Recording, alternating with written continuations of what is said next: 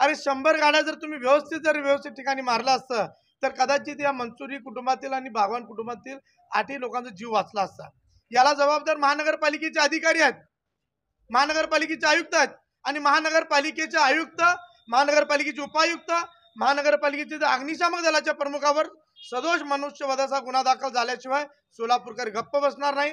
आणि येत्या 8 दिवसांमध्ये राज्य शासनाच्या वतीने या संपूर्ण यंत्रणेची ज्या लोकांनी चुका केली त्यांच्यावर जर फौजदारी कारवाई केली नाही तर या मोठा आणि तीव्र आंदोलन सोलापूरकरांच्या वतीने सर्व पक्षाच्या वतीने आम्ही उभं केल्याशिवाय राहणार नाही। या माध्यमातून रविवारी पहाटे 3 वाजता नीलमनगर येथे MIDC परिसरामध्ये आग लागल्या कारणाने निष्पाप 8 लोकांचा त्या ठिकाणी बळी गेलेला आहे। प्रथमतः मी सोलापूर शहराच्या संबंध मुस्लिम समाजाच्या वतीने या शासनाचा आणि महानगरपालिका